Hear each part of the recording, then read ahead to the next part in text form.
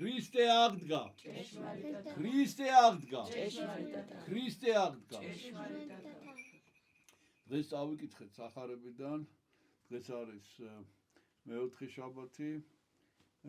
დიდი აღდგომის ბრწყინვალე დღესასწაულის შემდეგ და დღეს წავიკითხეთ სახარებიდან ადგილი, სადაც იესო ქრისტე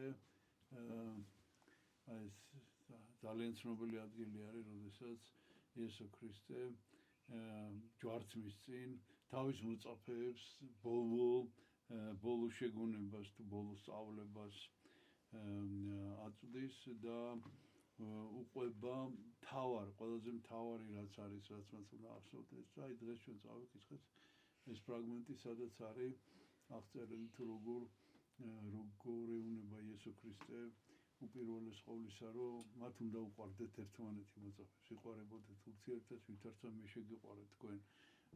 ესე იგი, საოცარი ანდერძია ეს, იმიტომ რომ იესომ იცის, რომ ცოტა ხანში მისი მიწიერი ცხოვრება დასრულდება და რა არის ყველაზე მნიშვნელოვანი, რაც მან უნდა გადასცეს და დაუტოვოს თავის მოწაფეებს. იესო ქრისტეს ანდერძია ფაქტიურად ესა და ეს არის მთავარი, რომ მათ შორის იყოს სიყვარული და მათ შორის იყოს თანხმობა, იმიტომ რომ როდესაც იესო ჯვარს გაეკვრება, ბევრი განსასწრელი იქნება ძალიან და მინდა გითხრათ, რომ ეს პერიოდი აი ჩვენი პატრიარქის უწმიდესი საუნეტარესი სრულიად საქართველოს კათოლიკოს პატრიარქის ილია მეორის გარდაცვალების შემდეგ არ ვიცი მე მეჩვენება ეს თუ თითქოს აი ყველა სახარება, რომელიც იკითხება კვირას თუ შაბათს, თითქოს ყველაფერი ამოვლენების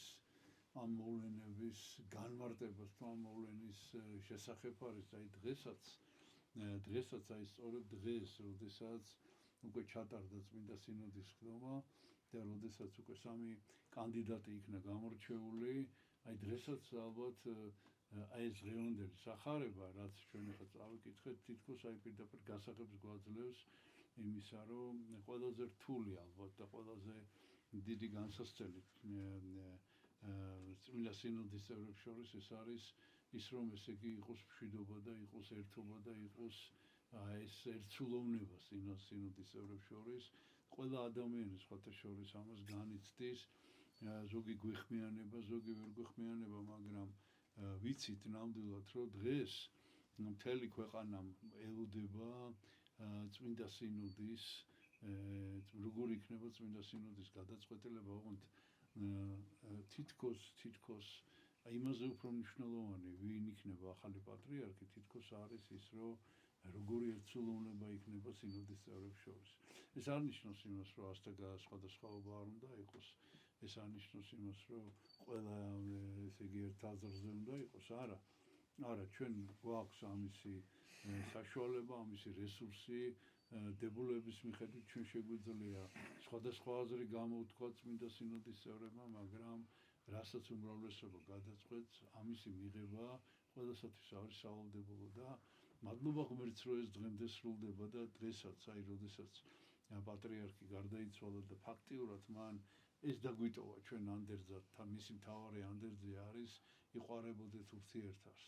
რომ ჩვენ ესე იგი როგორც თვითონ პატრიარქს უყვარდით ჩვენ ყველანი, რომ ჩვენც ასევე გვიყვარდეს ერთმანეთი, გქონდეს განსხვავებული აზრი, მაგრამ მოვისმინოთ ყველა აზრი და უკეთესი შევიწყნაროთ, როგორც იაკობ მოციქული ამბობს, აი დღეს სწორედ ჩვენ ამ მდგომარეობაში ვართ, ველოდებით გაფართოებულ კრებას და საბოლოოდ უნდა წმინდა სინოდმა გადაწყვიტოს და დაადგინოს, ვინ იქნება შემდეგი პატრიარქი საქართველოს მართლმადიდებელი ეკლესიის და კიდევ ერთხელ მინდა ხაზი გაუსვა. აი ვინ იქნება პატრიარქი?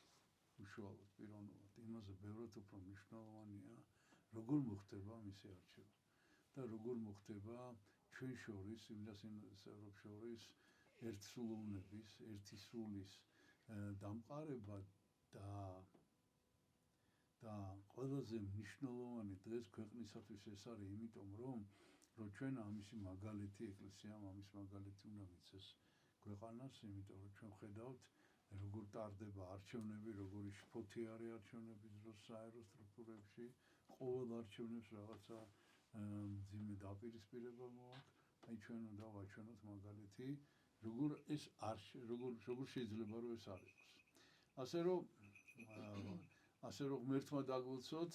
ღმერთმა დაგვილოცოთ და მე მჯერა რომ წმინდა სინოდი იქნება ერთსულოვანი ნებისმიერ შემთხვევაში როგორი გადაწყვეტილებაც არ უნდა მივიღოთ, თუმცა არსებითად ეს გადაწყვეტილება უკვე მიღებულია. ღმერთმა დაგვილოცოთ, ქრისტე აღდგა.